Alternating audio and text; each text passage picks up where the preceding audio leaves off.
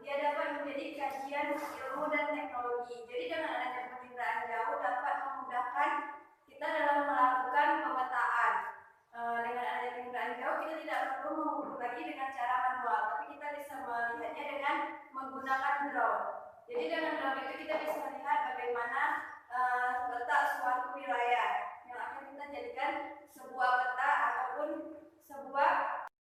Selanjutnya di sini kita akan membahas tentang interpretasi peta dan pengelolaan citra penginderaan jauh terkait jaringan transportasi dan tata guna lahan. Jadi yang pertama yang akan kita bahas itu adalah interpretasi peta dan penginderaan jauh.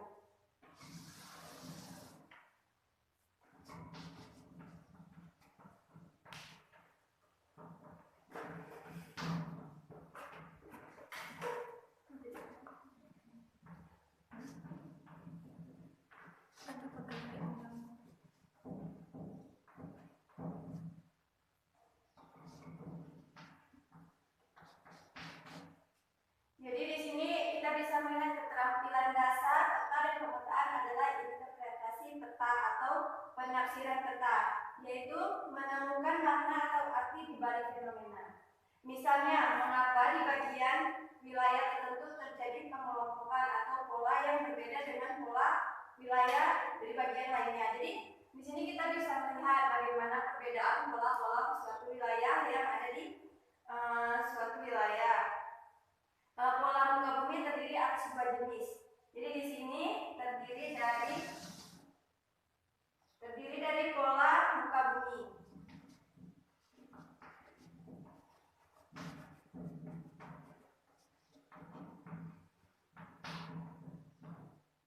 Jadi pola muka bumi itu yang pertama ada pola alamnya.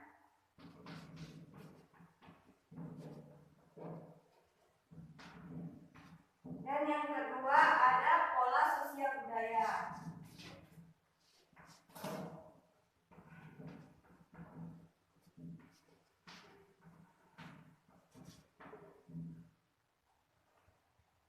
Contoh pola alamiah yaitu pola pegunungan dan pola aliran sungai. Jadi kita bisa melihat bagaimana pola pegunungan yang ada di muka bumi dan pola aliran sungai. Jadi kita bisa melihat dengan adanya penginderaan jauh ataupun interpretasi peta dan penginderaan jauh.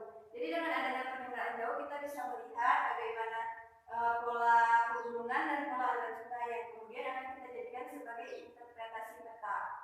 Yang kedua itu ada pola buatan, yaitu pola pemukiman penduduk dan pola jalan. Jadi kita bisa melihat bagaimana pola pemukiman penduduk yang ada di situ dan bagaimana pola jalannya. Sekarang kita akan membahas tentang pola aliran sungai.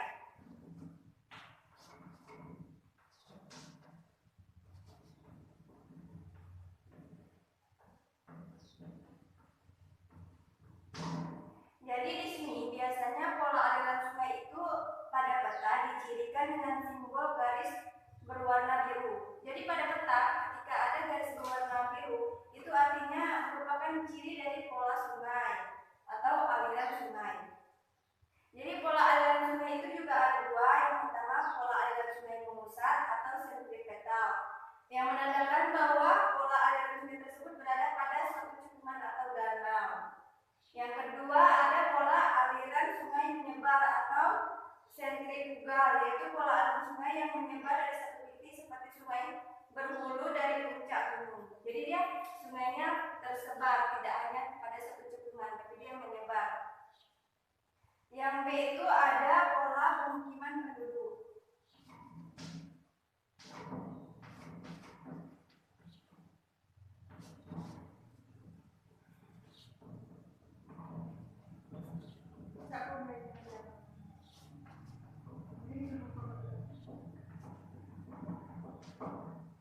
Jadi di sini ada juga pola pemukiman penduduk. Jadi pola pemukiman penduduk itu menggunakan simbol luasan dan warna.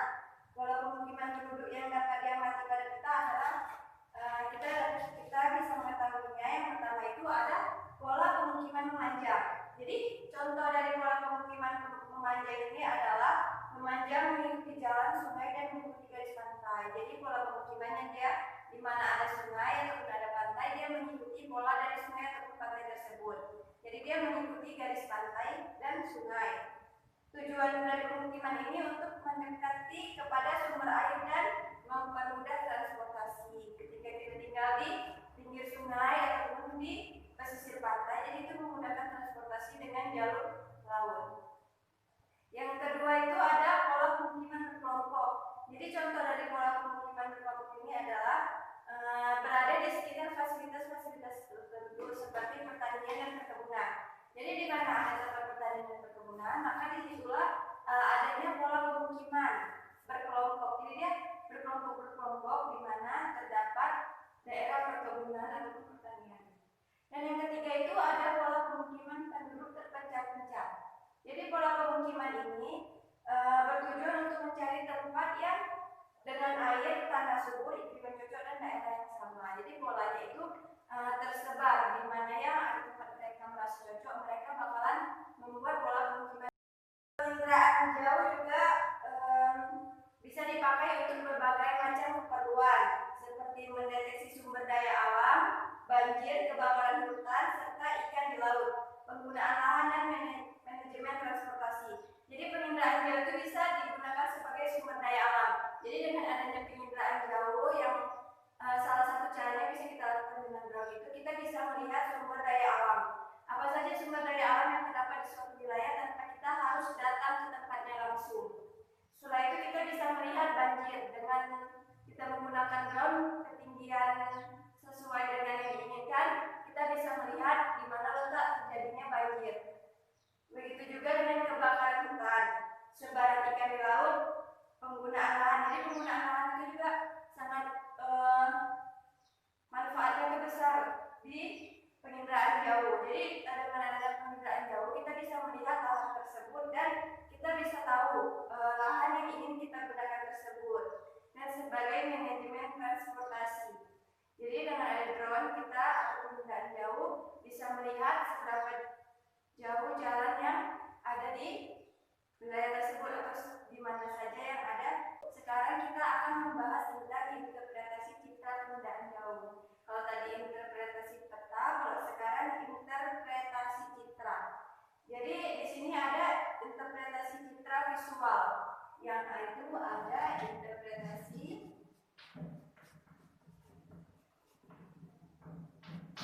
citra visual.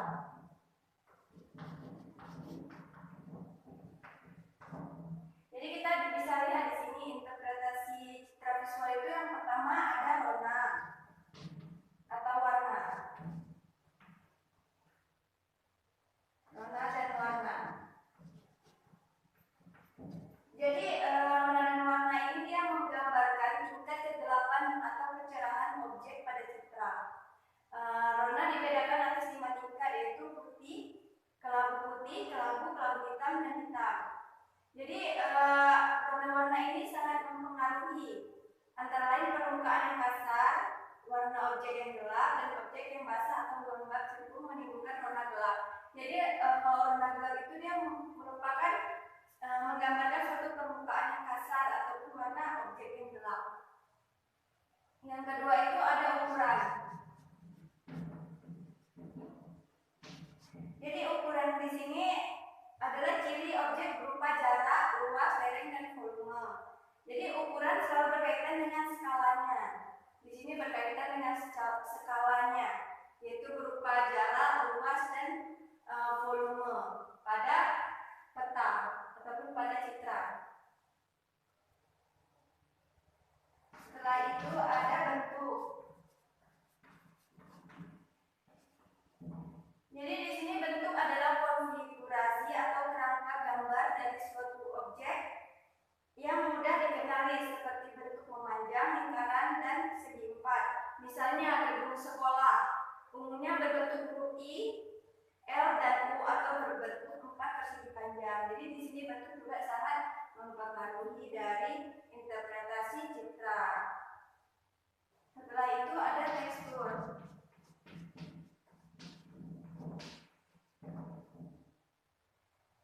Tekstur adalah frekuensi perubahan rona pada citra yang dinyatakan dengan kasar, sedang, dan halus. Jadi ada di sini ada di permukaan bumi pada citra. Yang itu hutan bertekstur kasar, belukar berstruktur sedang, dan semak berstruktur halus.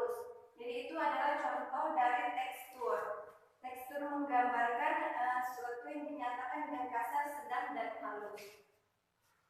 Yang kelima ada pola. Jadi di sini pola adalah susunan keruangan yang dapat menandai bahwa suatu objek merupakan bentuk oleh manusia atau bentuk alamiah.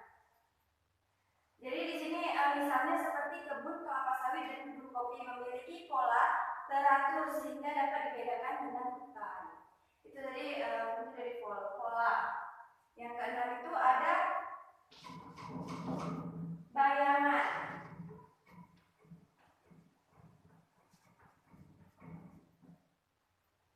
Jadi bayangan dia mempunyai sifat yang menyembunyikan detail atau objek yang berada di daerah gelap. Bayangan dapat digunakan untuk objek yang memiliki ketinggian seperti objek bangunan, patahan, dan menara. Jadi fungsi bayangan adalah menyembunyikan detail atau objek yang berada di ketinggian, yang berada di daerah gelap. Yang ketujuh itu ada situs. Jadi situs itu merupakan letak suatu objek yang satu dan objek lainnya. Jadi pada objek citra merupakan petunjuk bagi adanya objek lain.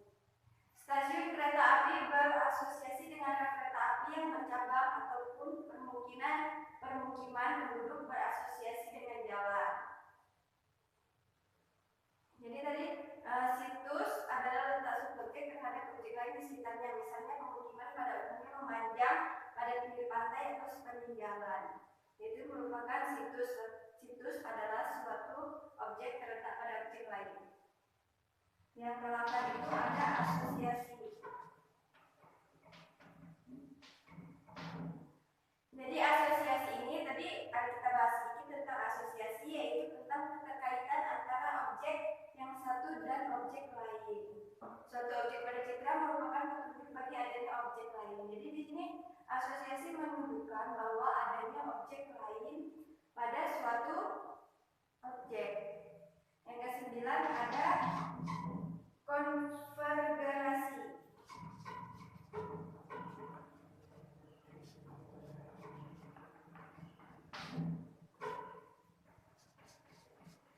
Jadi yang ke-9 itu ada konvergensi bukti.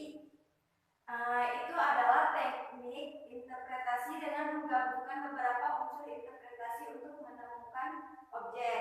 Dengan kata lain, konvergensi bukti adalah bukti-bukti yang mengarah kepada kebenaran. Jadi di sini kita mengumpulkan bukti bahwa memang objek tersebut itu benar. Dia memiliki bukti-bukti. Maka semakin besar kemungkinan membahas tentang interpretasi peta penginderaan jauh dan interpretasi citra penginderaan jauh. Sekarang kita akan membahas tentang pengolahan citra penginderaan jauh untuk jaringan transportasi.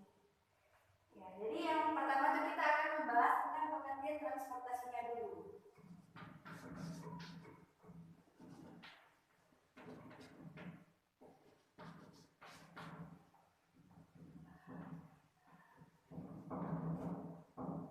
Jadi di sini transportasi merupakan salah satu objek dari kajian geografi yang berkaitan dengan interaksi antar wilayah. Transportasi digunakan sebagai sarana untuk menggerakkan manusia atau barang dari suatu wilayah ke wilayah yang lainnya. Jadi transportasi itu sangat penting adanya. Transportasi itu menimbulkannya adanya aktivitas ekonomi ataupun perdagangan atau aktivitas sosial. Jadi di sini transportasi itu sangat berpengaruh bagi pertumbuhan ekonomi, baik itu dalam bidang pendidikan, kesehatan maupun rekreasi. Jadi di sini Tamin 2002 mengatakan bahwa pergerakan dapat dibedakan berdasarkan tujuan, waktu, dan kondisi sosial ekonomi yang melakukan pergerakan. Yang pertama itu berdasarkan tujuan pergerakan. Pergerakan ke tempat kerja dan tempat pendidikan dilakukan setiap hari sehingga disebut pergerakan rutin. Jadi itu tujuan berdasarkan pergerakan. Selanjutnya berdasarkan waktu. Jadi pergerakan ini dibedakan pada jam sibuk dan bukan jam sibuk. Dan yang ketiga berdasarkan kondisi sosial ekonomi, yaitu pergerakan yang mempengaruhi tinggi rendahnya pendapatan seseorang. Sekarang kita akan mempelajari tentang yang keempat, pengelolaan citra perbedaan jauh untuk tata guna lahan. Kalau tadi tentang transportasi, sekarang tentang tata guna lahan. Jadi di sini kita akan membahas tentang pengertian tata guna lahan ya untuk yang pertama. Jadi lahan merupakan bagian permukaan bumi yang bermanfaat bagi kehidupan manusia, yang berbentuk faktor-faktor fisik seperti topografi, iklim, geologi, tanah, vegetasi. Jadi lahan merupakan sumber daya alam yang sangat penting bagi kehidupan manusia. Jadi di sini penggunaan lahan ini selalu berubah ataupun dinamis, baik secara kuantitatif maupun kualitatif. Secara kuantitatif misalnya, luas penggunaan lahan pertanian berkurang. Secara kualitatif misalnya penggunaan lahan pertanian berubah menjadi industri. Jadi kalau tadi yang kuantitatif itu adanya penggunaan lahan pertanian, tapi setelah itu penggunaan lahan itu semakin berkurang. Dan kalau yang kualitatif itu dari tadi penggunaan lahan pertanian menjadi tempat perindustrian. Itu perbedaan dari penggunaan lahan kualitatif dan kuantitatif. Jadi di sini penggunaan lahan merupakan data utama yang harus ada dalam setiap kajian geografi ataupun kajian kewilayahan. Di sini juga ada klasifikasi tata guna lahan. Jadi klasifikasi penggunaan lahan dilakukan secara hierarki dari penggunaan lahan yang bersifat umum sampai ke penggunaan lahan yang sangat rinci. Jadi sistem klasifikasi penggunaan lahan harus bersifat baku dan terbuka. Bersifat baku maksudnya itu adalah bahwa sistem penggunaan lahan harus sama antara instansi pemerintahan. Jadi penggunaan lahannya itu harus sama dengan instansi dari pemerintahan. Misalnya ada dinas kehutanan, dinas pertanian, dan badan perencanaan pembangunan daerah ataupun Bapeda. Yang bersifat terbuka itu artinya sistem klasifikasi penggunaan lahannya harus mengakomodir kemungkinan penambahan jenis klasifikasi penggunaan lahan. Jadi di sini bisa kita lihat, di sini ada beberapa bagiannya. Dan di sini juga ada klasifikasi penggunaan lahan menurut Ahmed Sendi tahun 1977. Jadi penggunaan lahan berdasarkan bentuk penggunaan lahan dan skala peta. Pada skala peta pada skala 1:250.000, bentuk penggunaan lahan dibedakan atas yang pertama ada perkampungan, persawahan, tagelan dan kebun, hutan, semak belukar dan alang-alang, rawa. Sedangkan pada skala 1:100.000 ataupun lebih besar, penggunaan lahannya dibedakan atas perkampungan, kampung dan kuburan. Yang kedua adalah lahan pertanian seperti sawah ditanami padi 1 kali dalam setahun, sawah ditanami padi 2 kali dalam setahun. Yang ketiga adalah lahan perkebunan seperti karet dan kopi. Dan yang keempat ada kebun, yaitu lahan yang ditanami berbagai macam sayuran, lahan kering yang ditanami berbagai macam tanaman. Yang kelima ada hutan seperti hutan lebat, hutan belukar, dan hutan sejenis atau homogen. Yang keenam ada kolam ikan, yang ketujuh rawa yang merupakan lahan tandus yang tidak bernilai ekonomis, dan yang kesembilan ada pengembalaan. Jadi citra penggunaan jauh digunakan untuk memperoleh data dasar untuk klasifikasi penggunaan lahan. Untuk menguji ketelitian hasil interpretasi peta. Adapun manfaat penginderaan jauh dalam kajian penggunaan lahan yaitu dapat digunakan sebagai membantu perubahan penggunaan lahan pada suatu wilayah. Yang kedua, sumber data untuk klasifikasi penggunaan lahan kota yaitu permukiman, perkantoran, rumah sakit, sekolah, taman, dan kuburan. Yang ketiga itu ada pengukuran luas penggunaan lahan. Jadi bisa dilihat di sini ada beberapa contoh gambar dari penginderaan jauh yang memiliki arti dari setiap tahun ke tahunnya pasti adanya terjadinya perubahan. Itu dilihatnya dari menggunakan penginderaan jauh. Jadi kita di sini akan membahas tentang jaringan transportasi. Jadi menurut Undang-Undang Nomor 38 Tahun 2004, jaringan jalan dibedakan berdasarkan fungsinya, yaitu jalan arteri, jalan kolektor, jalan